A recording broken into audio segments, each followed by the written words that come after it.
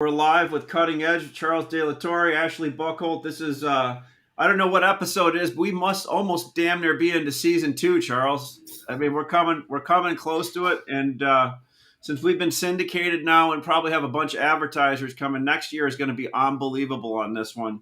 So let's kick off a little bit, Charles. Talk about we'll first talk a little bit. I don't think it's any surprise uh, what happened last week. I think early in the week you could have been talking the market could go anywhere, and flooding going on in BC and everything. It kind of sparked a little interest, and what turned into short covering turned into maybe I'll buy a little bit extra. Till by the end of the week we had a pretty full blown out rally on a bunch of stuff, and from the low trade price on Monday to the high trade price on Friday. Big moves all across the different species. So Southeast market, you and I were chatting a little bit this morning, Charles. Let's first talk about the tale of two different markets. You've got lumber on one side, and you got panels on the other. Panels. Let's kick it off with that. You were saying how the east side or west side sold off a little bit, right? Yeah, the west side sold off. It's about time something happened because it's been a lethargic market for quite some time. You mentioned that last week, how we were just sitting there doing boring, nothing. Man. Yeah, little boring. Yeah. But the west side had a price premium that was what $55 for going on a month and a half, and there was no movement either way. So it kind of questioned whether demand was truly flat or inventories were still once again overpriced. So it's an interesting conundrum when you look at it when you compare west to east, because east is historically, not really historically, in the rally moved faster than the west from what I saw from a day-to-day perspective, maybe not a weekly perspective. Yeah. So seeing it kind of settle and kind of be lethargic was quite boring, to say the least. Yeah. But the west side sold off from $515 to $480 in 2 weeks. So $35. East side hasn't moved. Your thick board is still a bear, and it's holding its weight. Makes you wonder why. But I think a lot of that has to do with the fact that you can produce a lot more 7/16 a lot faster, and your rate of return is better because your cost of production is lower. So there's not as much thick board as there is historically in the market. So, and I say that specifically pertaining to OSB. I mean, the plywood markets have given back, and it'll be interesting to kind of see where those settle. For sure. So lumber, we were talking about, so spruce took off. It seemed like we started out with a stud rally last week. Dimension kind of hung in there for a bit, and all of a sudden studs took off. And one of the items that we talked about on the show on Wednesday was 9-foot studs. I mean, 9-foot studs will take Great Lakes, for instance.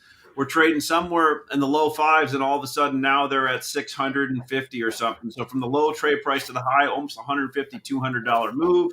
And then by probably Wednesday, Thursday, dimension started moving, especially some of the undervalued like 2x6. And then you and I kind of chatted about Southern Pine, and you had some great insight into that. 6-inch kind of got going a little bit, which that was a dog for a bit, right? Yeah, it definitely was. I mean, there was a lot of downward pressure in 2x6, and I think there's some people that might have gotten caught on that subtle stability that happened over the past 10 days. You know, myself, I thought there was a little bit more to go, especially on your 2x6 10s. But I mean, there's none. There's none on the east side. Central's tight, and Central's overpriced compared to the east. So I think it kind of firmed up across the board. 2x6 16s are kind of questionable depending. Time frame is going to be the biggest indicator of that, and if you need specifically a number 1 or a number 2. So a lot of the stuff that we do just has to be a number 2 or better, so we can trade those grades interchangeably, so it doesn't really affect us. It's just all about availability, especially when you buy at some of the volumes that we buy at. It kind of doesn't matter. But what about the low grades, Charles? Those things never really even came off at all anyway, really. No, right? Low grade's been a ghost for a while, and I think a lot of that has to do with mills being a little bit more apt to upgrade their products. Same reason why 2x8s are tightened up, because you have 2x4s and that, high 7s, mid 8s, depending on the region. So they're ripping and remanning and doing all they can to value add whatever product they have coming off the planer.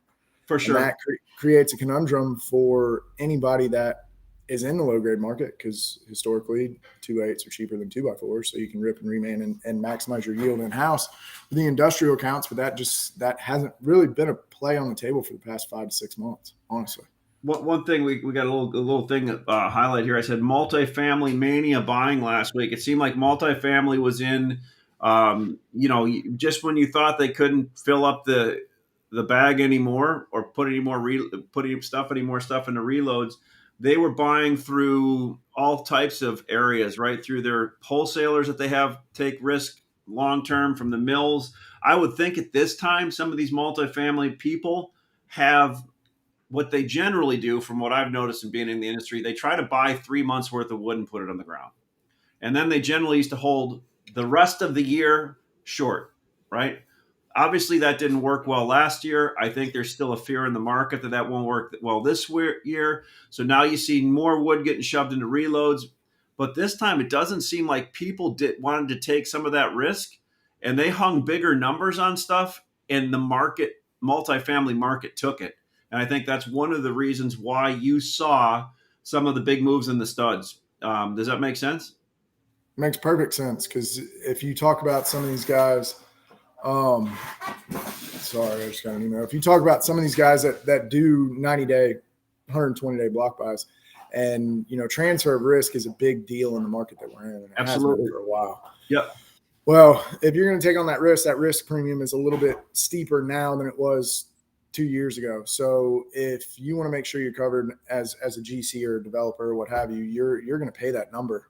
And those wholesalers, those traders, those guys that have the existing relationships, whether it be warehousing or rail siding, reloads, those guys are exploiting those relationships as much as they can because they have to. Yeah, I think there's a lot less of that. Hey, I'm going to call a few other people. Your number's too high. Where I think people are just pulling the trigger on the phone and being like, yeah, I'm not going to sit around and get cute on this one and have what happened to me multiple times last year, right? And if you look at a chart of last week, especially on 104 and 5/8, it's crazy. That is the week that the market last year turned and made its move, where we ran all the way up, and we remember what happened in Q1 of 2021 or this year, right? So I think another thing to take into consideration, talking about panels did the same thing. They kind of held steady through November, and then they sold off till about the second week of December, and then it firmed up. I mean, I remember vividly having a pretty big risk transferred position, as I like to call it, that we had to cover, and we had to do it quick or it was going to go sideways in a heartbeat. Luckily, we've got our own internal storage, and the closest OSB mill is 22 miles away. But not everybody was that lucky. And I think you're going to see a lot of the same dynamics in the market now that repeat itself.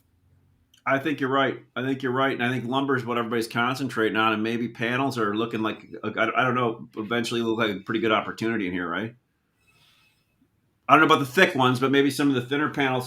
So question, can we chat about your new line, or is that something like how that's all good to go? We got it in today. It should be up and running by Friday. So that's exciting, dude. You guys are got some serious capacity going there now. Yeah, it'll be real interesting coming about the middle of January when everything's all done as far as our expansion on capabilities. So I mean, we're taking orders pretty hot and heavy, and have been for the past 2 weeks once we got confirmation that it was indeed going to be ready for pickup. And as we discussed last week, I went and looked at it and did final inspection. So once we did that, I mean, it was kind of, time to let the dogs roam and see what kind of business we can drum up and create some sort of order file. And, before we had the green light on that line, I mean, our saw time was sold out till the week of 12/13, a week and a half ago, so about a month. And with the new saw and working out kinks and making sure we sustain that level of quality going out the door, it's going to take a little bit of time. But, I mean, I suspect we should be able to transfer some of the production from some of our other lines and specific products and sell it out pretty quickly as well. So one thing I want to talk about, you got a lot of good stuff listed today too, as far as some of your, I think I was going to put opportunities in today's market. And I still think one of the opportunities is people that historically have bought a lot of pine, 2x6, 104 and 5/8. You're producing a hell of a nice product, both in spruce and in southern pine. But, you and I had a conversation. I talked to a guy in southern Indiana a week and a half ago, he says, I can't use that Southern pine. I'm like, why can't you use it? Right. Um, well, he goes, because it twists. I'm like, I go, I think if you really look at some of this production and the way mills are making pine now and drying it, it's a damn nice product. And I don't think it has some of those connotations or whatever that people hung on it for years, right? And so my thought is, and maybe you brought up, I should get like 10 pieces, bring it to the guy, have him put it outside or put it in a wall, set it up outside as a test and just let him look at it versus everything else, right? Because I think people are really missing out on the on using pine. And I saw you had some of that listed. Are you looking at that still as an opportunity in today's market? No, there definitely is still an opportunity, especially with the appreciation in 9-foot studs in general. I mean, there was an opportunity to buy 2-6 spruce in 9-footers, and that quickly dissipated almost in about 48 hours. It did.